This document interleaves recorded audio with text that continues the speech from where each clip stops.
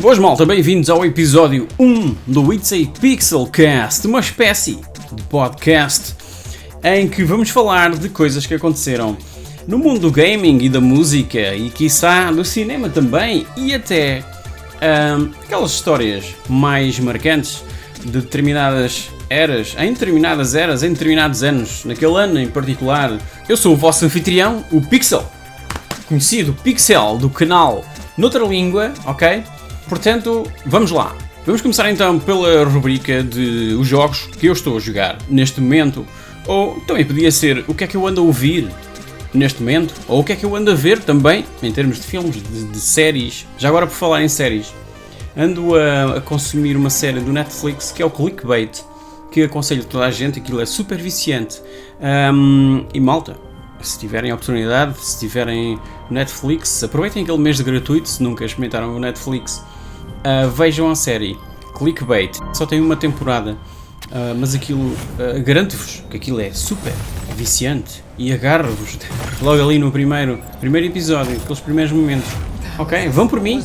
Ok? Em termos de gaming, o que é que eu ando a jogar? Ora bem, neste mês nestas últimas 2 semanas, talvez houve a beta do Riders Republic, que eu participei na beta, fui um daqueles eleitos para participar na beta, e muito sinceramente o jogo é porreiro, mas achei demasiado fácil, porque eu e desportos, pronto, é daquele género que eu jogo bastante, e o Riders Republic tem lá, tem alguns esportes radicais que já surgiam também no Steep, como era o snowboard e o wingsuit também. Portanto, quem está vacinado com o Steep e quem gosta desse género de coisas também vai gostar do Riders Republic, onde obviamente tem muitos mais desportos radicais para explorar, mas eu pessoalmente achei demasiado fácil, mas não deixa de ser um jogo porreiro e a ter em conta no futuro. E o que é que andei a jogar mais? Eu joguei, obviamente, um jogo lançado no início de setembro, que foi o WRC10. Não pode falhar, não é? Todos os anos eu tenho que estar ali, ano após ano, para jogar a nova versão, a nova iteração do World Rally Championship. Digamos que é mais do mesmo em relação ao ano passado, um bocadinho mais aprimorado, mas não deixa de ser basicamente a mesma coisa. Mas com mais eventos históricos e rallies históricos e veículos históricos. Portanto, se estiverem interessados em realmente explorar essa fase histórica do WRC, acho que sim, o WRC10 é uma boa proposta, excelente proposta, mas muito sinceramente, em termos de jogabilidade e tudo mais, é mais do mesmo, e já é um bocado saturante, e eu não vejo a hora da Codemasters pegar finalmente na franquia e levar isto mais além, e é já daqui a 2 anos, em 2023, a Codemasters vai ter a licença nas mãos deles, mas a Codemasters agora pertencendo à Electronic Arts, vamos rezar para que tudo corra bem. Ora bem, vamos começar em setembro de 1981, e o que é que houve em setembro de 1981? Ora então, a tão aguardada sequela do Galaxian, um jogo que a malta estava super viciada nas arcades, foi o Galaga, ou Galaga, ou como quiserem chamar, que surgiu nos salões de arcada e foi recebido com grande euforia, porque lá está, o Galaxian foi um tremendo êxito, e quando o Galaga chegou, partiu tudo, simplesmente, partiu tudo. E quiçá no próximo mês o vejamos no top 5, muito provavelmente, em outubro de 81, é capaz de estar ali num dos jogos mais jogados do mês. Tivemos também, ora bem, a Nintendo e o seu Game & Watch, que estava a começar a ter assim furor, e uma dessas versões do Game & Watch continha o jogo Chef, que era um chefe de cozinha, não é? Que tinha de apanhar e mandar ao ar assim umas salsichas, e então era um dos mais recentes responsáveis por esse enorme sucesso do Game & Watch da Nintendo. Depois, o primeiro jogo da série Wizardry foi lançado para o Apple II. Lá está, os computadores pessoais começavam a ganhar alguma tração, digamos assim, para o pessoal endinheirado. O primeiro jogo da série Wizardry foi realmente lançado nesse mês para o Apple II com o subtítulo The Proving Grounds of the Mad Overlords. Oh yeah. Depois, e após o tremendo sucesso do Donkey Kong nas arcadas, como vimos no mês passado, este acabou por ser convertido, tinha que ser, não é, para o Atari 2600. Mas revelou-se uma dor de cabeça para a Coleco, que foi a empresa que ganhou os direitos para a conversão, pois o jogo era incompatível com modelos mais antigos da consola, da Atari 2600. Vejam só, isto também aconteceu mais tarde com o Amiga 500 e o Amiga 500 Plus. Assim a Coleco optou por imediatamente recolher todos os cartuchos das lojas. Ainda para mais, este foi um dos primeiros jogos da Coleco para a Atari 2600 e de certeza que eles não mais cometeram o mesmo erro. E por falar em Atari 2600, foi finalmente lançada também a versão do Asteroids para esta consola e a empresa, a Atari neste caso, lançou também para o mercado, nesta altura, em setembro de 81, lançou também dois computadores caseiros, o Atari 400 e o Atari 800. Mas honestamente, e tendo em conta a história, não é? Mostraram-se um pouco acima do orçamento familiar para a época. Pois é.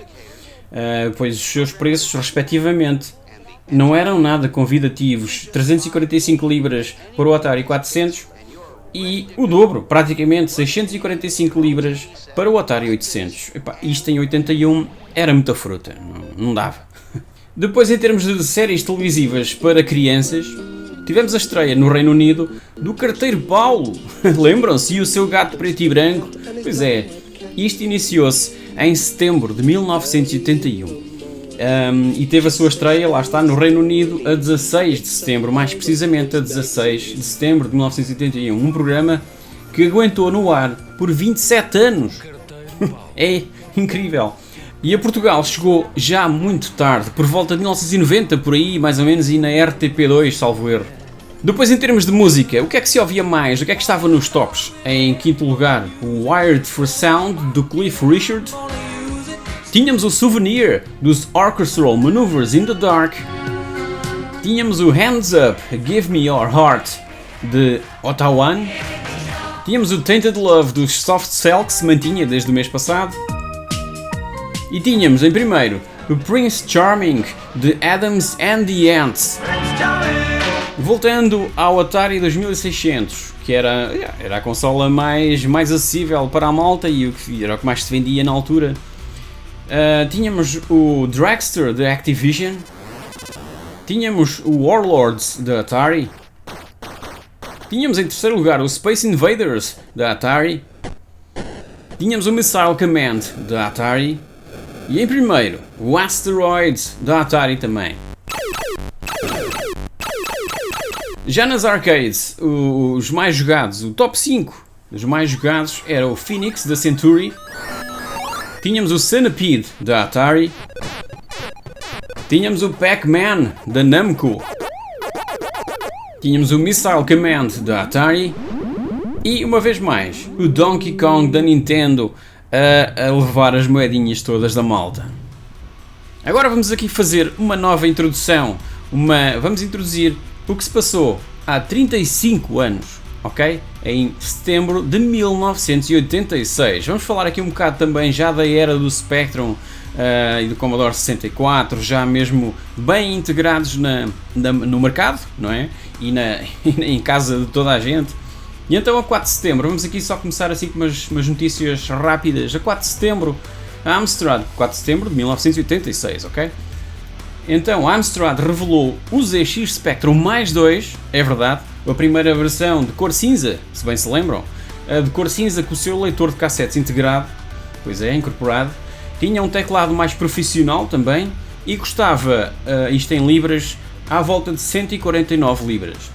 E foi visto pelos revendedores como concorrente direto do Amstrad CPC 464. Isto foi como uma espécie, eu não sei o que é que passou pela cabeça do Alan Sugar, que isto deixou muitos dos comerciantes, digamos que, abananados com tal decisão por parte da empresa Amstrad, da empresa do Alan Sugar, Sir Alan Sugar, pois é. Depois a software house inglesa Elite Systems lançou a conversão do Ghosts and Goblins para os computadores pessoais de 8 bits. Pois é, o Ghosts and Goblins, aquele tremendo jogo, super difícil, é verdade. E depois veio a sua sequela que também era igualmente difícil. Mas então a Elite Systems deu-nos essa fantástica pérola nos computadores, no Spectrum, etc. O Ghosts and Goblins foi incrível. E isto foi lançado, lá está, para todos os computadores de 8 bits, os mais populares na Europa.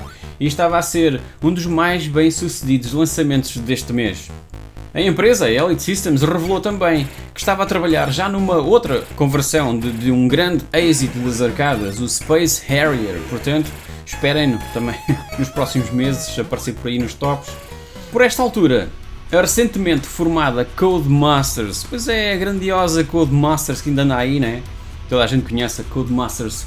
E então era na época liderada por Jim Darling, que era o pai do Richard e do David Darling, os irmãos, os grandiosos irmãos que continuaram e empurraram a Codemasters para a frente, sempre a inovar.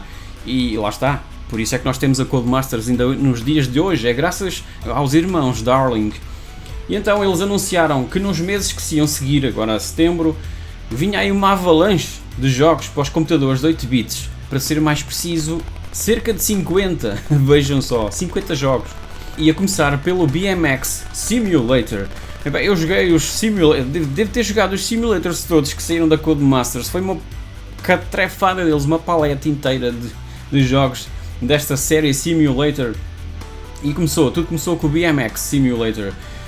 O incrível é que todos estes jogos iriam ser colocados à venda por apenas £1,99€. Jogos originais. Se calhar eram mais baratos que um jogo pirata. Arrebentando com toda a concorrência que estava a lançar jogos a full price. Pois é. E depois, claro, vieram todos atrás. Todas a criarem lançamentos budget. Pois é, como a Hit Squad da Ocean. Outra recentemente formada software house foi a Thalamus. Lembram-se, a Thalamus fazia grandes jogos para o Commodore 64. Então eles anunciaram um shooter, o Sanction, para o Commodore 64. A música da intro do Sanction é uma das minhas favoritas de sempre. É incrível. Ouçam um bocadinho.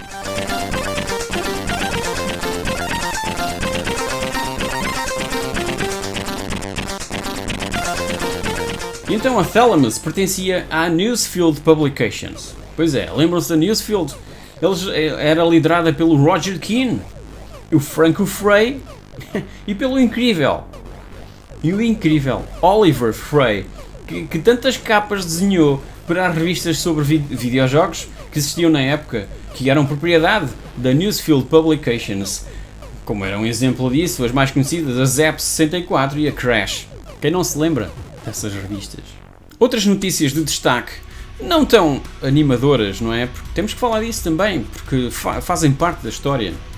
A 16 de setembro, 177 mineiros morreram na mina de ouro conhecida como Kinross, na África do Sul, quando gás venenoso foi libertado devido a um incêndio que acabou por consumir o revestimento interior dos corredores da mina, libertando assim fumos tóxicos. A 5 de setembro, outra desgraça, o voo 73 da Pan Am foi sequestrado no aeroporto de Karachi, no Paquistão, e após 16 horas de negociações, os 4 piratas do ar abriram fogo sobre a tripulação e todos os quase 400 passageiros. 22 morreram e mais de 150 ficaram feridos. Depois, agora indo para as séries de TV, a 26 de setembro, a série Dallas, lembram-se da série Dallas? Toda a gente via a série Dallas. Regressou ao pequeno ecrã com a sua nova temporada, onde o Bobby, aquele conhecido ator, voltou da Terra dos Mortos após ter sido mortalmente atropelado no final da season anterior. Esta jogada por parte da produção mostrou-se extremamente polémica, uma vez que apagou praticamente por completo os desenvolvimentos da temporada anterior, que culminou com a morte do personagem. Isto foi, pura e simplesmente, um ato para ganhar audiência. Pois é, porque a série já estava numa fase bastante decadente. Agora na música, tínhamos então, o que é que era mais ouvido? Era I Just Died in Your Arms, dos Cutting Crew, Glory of Love, do Peter Cetera, isto é só clássicos, I Want to Wake Up With You, do Boris Gardiner, We Don't Have to Take Our Clothes Off, do Jermaine Stewart, E, em primeiro lugar, Don't Leave Me This Way, dos The Communards. E em relação ao gaming, os 5 jogos mais vendidos para os 3 mais populares computadores de 8 bits da época, o Amstrad CPC, o Commodore 64 e o Spectrum. Tínhamos então em quinto lugar para o Amstrad CPC o Green Beret da Imagine. Tínhamos para o Commodore 64 o Mercenary da Second da Nova Gen.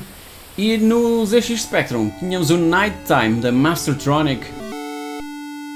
Em quarto lugar, e para o CPC, tínhamos o RV Headbanger da Firebird. Tínhamos no Commodore 64 o Dragon's Lair da Software Projects. E no Spectrum tínhamos o Bobby Bearing. Em terceiro lugar, para o Amstrad, tínhamos o Ghosts and Goblins. Lá está. Tínhamos o Thrust no Commodore 64. E no Spectrum, o Green Beret. Em segundo lugar, para o Amstrad, tínhamos o Storm. Para o Commodore 64, tínhamos o Night Games. E para o Spectrum, tínhamos o Jack the Nipper. E em primeiríssimo, no Amstrad CPC, tínhamos o Kane. E, tanto no Commodore 64 como no Spectrum, lá está, Ghosts and Goblins. Agora vamos saltar para setembro de 1991, há 30 anos, portanto. E então, e uma vez mais voltando à Amstrad, que estava a ser muito falada por esta altura, finais dos anos 80, meados finais, já. Então a Amstrad, em setembro de 91, anunciou a sua intenção de ingressar no mercado gaming, mas agora no PC. Pois é, mercado esse que estava a ganhar cada vez mais adeptos e em franca expansão por esta altura. E então eles queriam lançar o modelo PC 5286, que tinha 40 MB de espaço em disco e 1 MB de memória de RAM. Mas, no entanto, cometeu o enorme erro de o conceber com uma arquitetura extremamente básica em mente, o que impedia futuras expansões, lá está, a nível do hardware. Tinha como alvo os jogadores que estavam a ponderar comprar o seu primeiro PC e incluía 3 jogos, o Lynx da Westgold, o Prince of Persia da Domark e o F-15 Fighter 2 da Microprose. Depois do desastroso flop que foi a sua consola GX4000, aquela consola que eu já mostrei no meu outro canal em inglês, a Amstrad achou que assemblar um PC com baixíssimas specs e colocá-lo à venda por 999 libras era uma boa ideia. Eles passaram-se por completo. Isto foi mais um prego no caixão. Não foi mais do que isso. E entretanto, do lado da Atari, a Lynx já andava por aí. E a empresa prometia por esta altura e até à época de Natal o lançamento de 20 jogos novos. Pois é, como sendo o caso do Pac-Land, o Checkered Flag e o Stun Runner.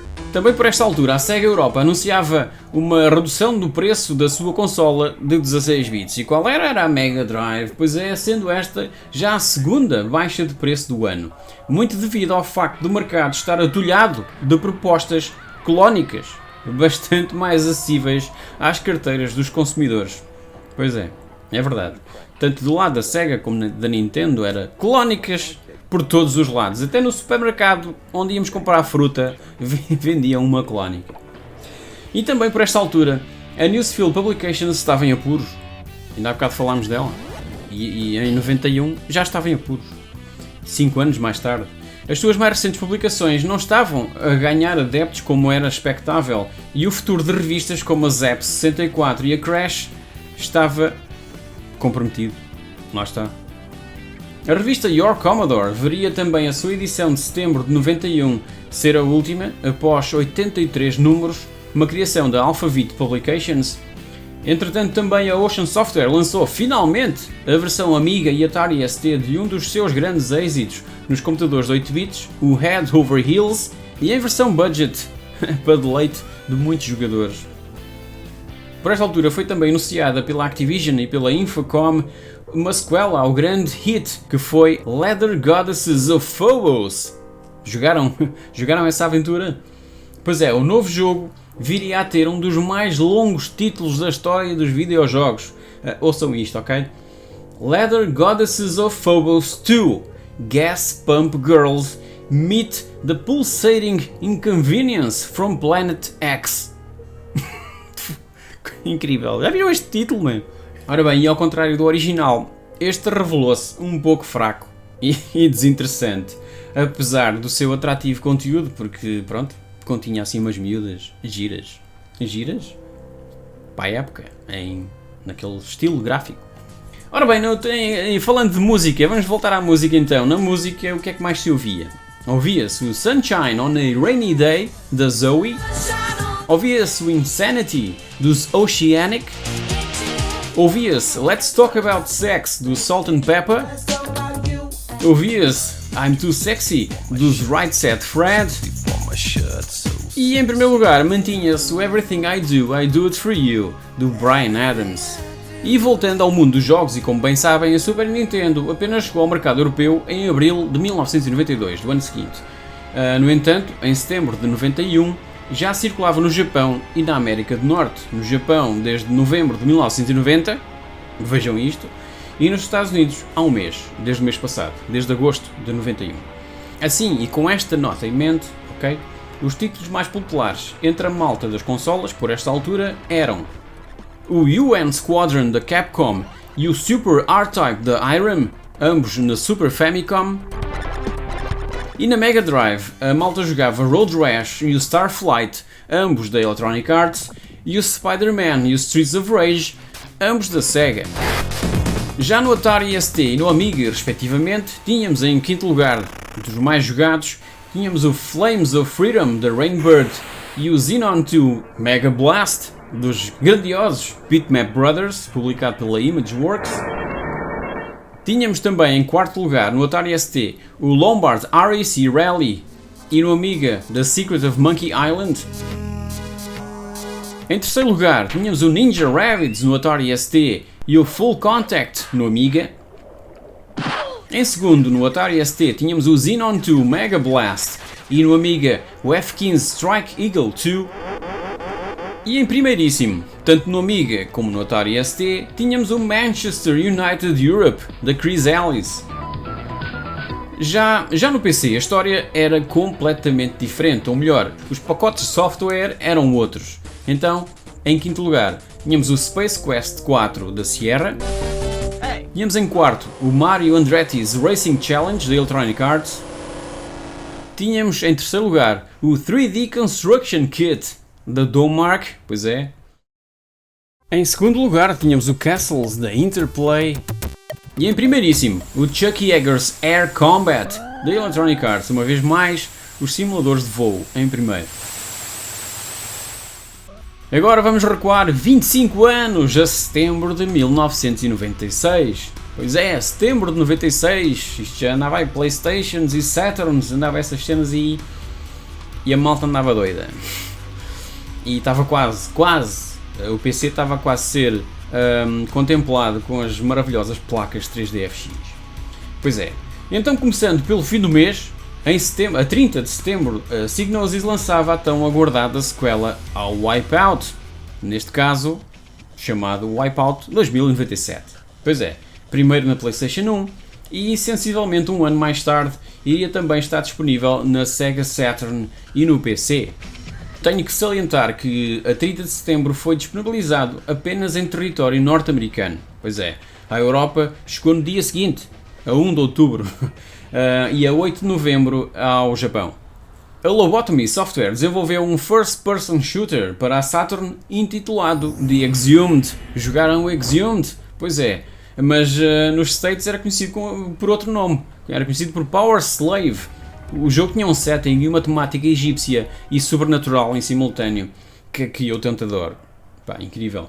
E o jogo passa-se, lá está, no Egito e na antiga cidade de Karnak, onde controlamos um elemento das forças especiais, elemento esse que acabou por ser o único sobrevivente da queda do helicóptero, onde viajava com os seus colegas a caminho da sua missão de, digamos, resgate e investigação.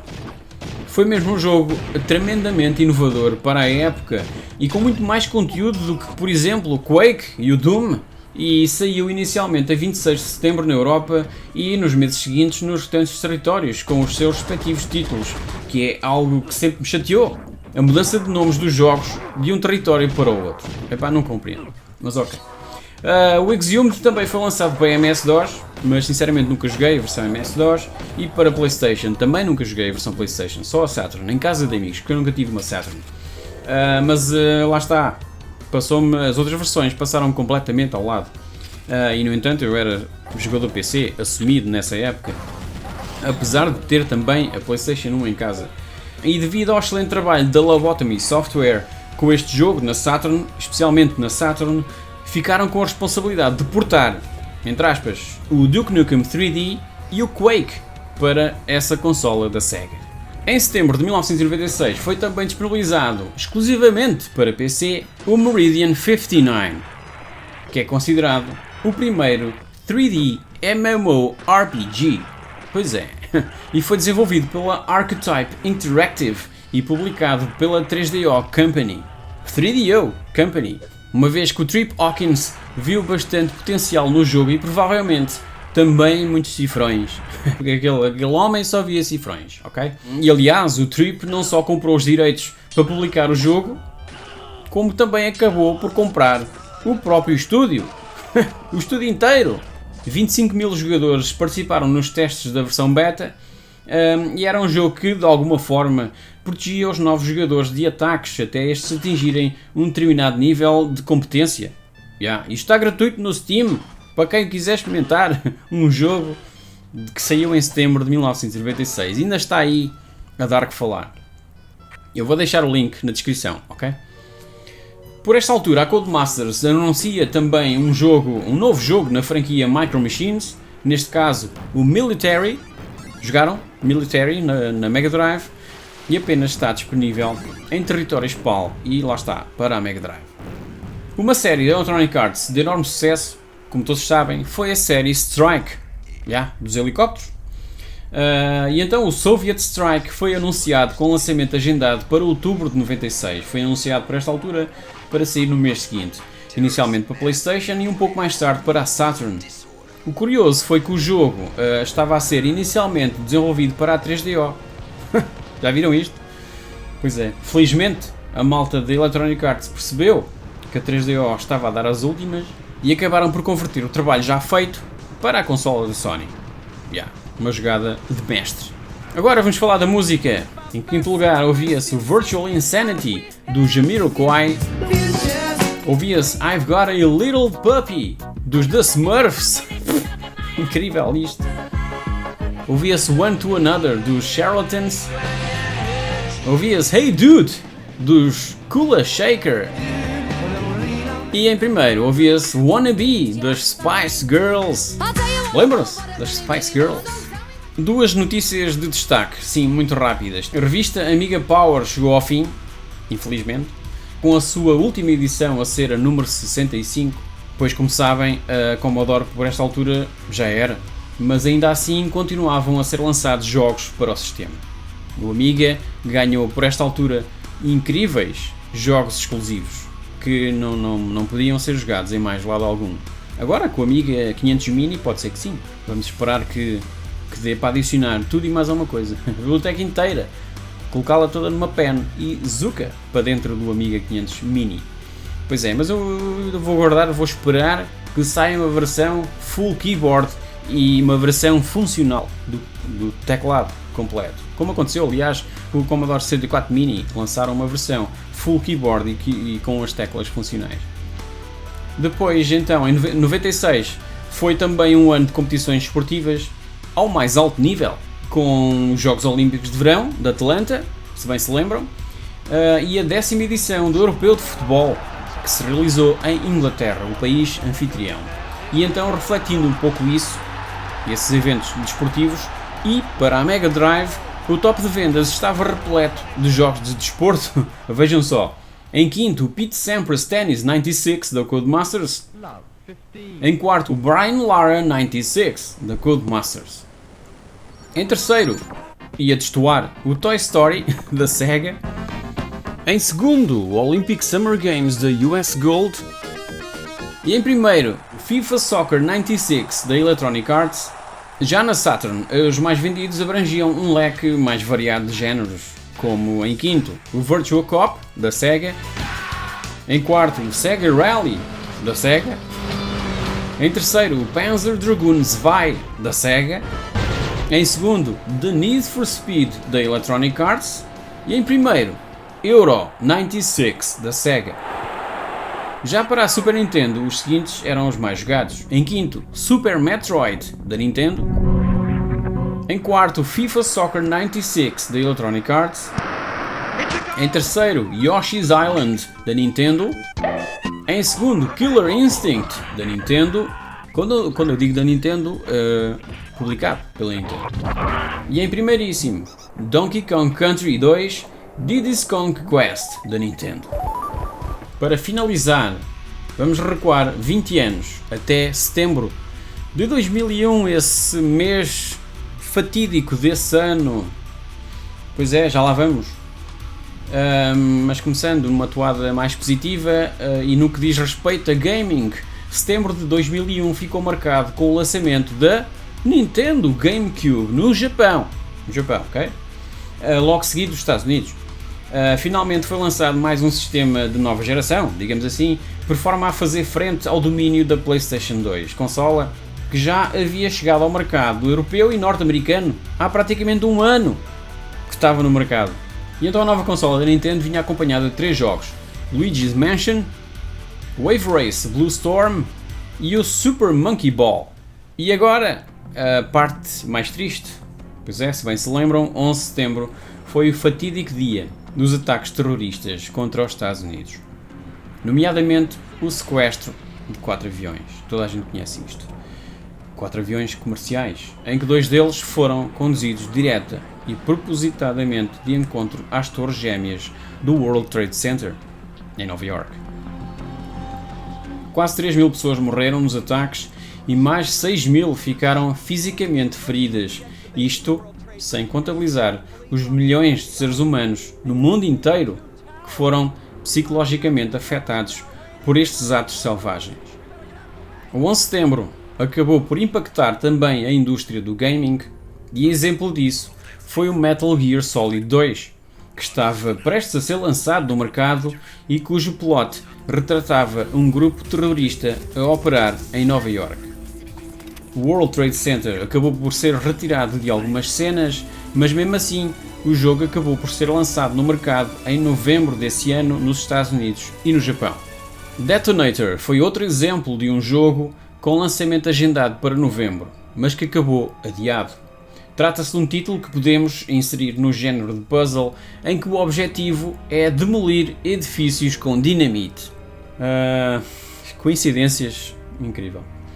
Acabou por apenas ser lançado em 2004, 3 anos mais tarde, e apenas para a PlayStation 2 e, salvo erro, apenas em território europeu. Posso estar errado, mas foi isto que eu consegui apurar. Depois também o Propeller Arena para a Dreamcast, que estava também agendado para lançamento a 19 de setembro, mas este acabou mesmo por ser cancelado. Eram demasiadas as referências ao 11 de setembro, incrível, desde a cover art ao próprio gameplay. Era mais um produto da excelente Sega AM2, e foi uma pena, realmente, o seu cancelamento. De qualquer forma, julgo que a Sega tomou a melhor e mais sensata opção. No entanto, uma versão não oficial acabou por surgir mais tarde, há uns anos, na net. É quase impossível isso não acontecer nos dias de hoje, não é? Ok, vamos agora tocar uma musiquinha para alegrar. Na música, e em quinto lugar, o que mais se ouvia por esta altura, em setembro de 2001, era Love Me, do Shaggy. Tínhamos o Mumble No. 5 do Bob the Builder. Tínhamos o Smooth Criminal dos Alien Ant Farm. Tínhamos o Hey Baby do DJ Otzi.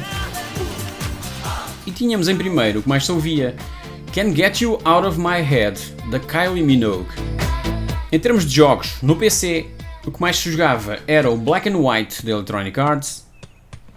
O The Sims House Party da Electronic Arts continuava a ser um dos mais jogados. O Emperor Battle for Dune da Electronic Arts. O Diablo 2 Lord of Destruction da Vivendi. E em primeiríssimo continuava o Operation Flashpoint da Codemasters, o grandioso Operation Flashpoint. Já na PS2, o que é que mais se jogava? Jogava-se o Extermination da Sony, continuava a jogar-se o The Bouncer da Sony, jogava-se o Escape from Monkey Island da LucasArts, tínhamos o Rugby da Electronic Arts e, uma vez mais, os eventos esportivos levavam à procura de jogos relacionados com o tema, neste caso, o jogo inspirado no Mundial de Rugby que teve lugar na Argentina e no qual a Nova Zelândia foi a vencedora. E, em primeiro lugar, e vindo também do mês passado, o Red Faction da THQ. Para concluir, na Nintendo 64, o que mais se jogava era o Conker's Bad Fur Day da THQ, tínhamos em quarto o WWF No Mercy da THQ, tínhamos o Kirby 64 da Nintendo, tínhamos o Excite Bike 64 da Nintendo e em primeiro o Banjo-Tooie da Nintendo também. E estes foram os eventos, os jogos, a música, as cenas que a malta consumia durante estas eras, todas estas eras que nós percorremos, e que espero sinceramente que vos tenham trazido bastantes e boas memórias, algumas mais tristes, porque realmente setembro lembra coisas tristes, não é?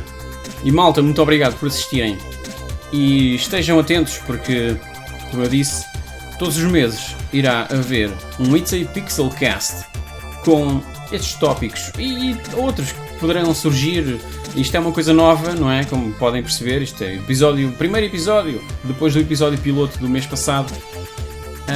Muitas coisas novas poderão surgir e, como eu falei também, convidados poderão também aparecer. Malta, por isso, obrigado, muito obrigado por estarem aí a ouvir e a ver. Quem vê no YouTube é uma experiência diferente de ouvir no Spotify, mas de qualquer forma, e para quem não pode ver, ouçam no Spotify, porque eu tento fazer aqui uma cena que, ao ouvir, se consiga imaginar o que é que está a passar na imagem, não é? Malta, obrigado por estarem aí desse lado e vejo-vos no próximo mês. Tchau!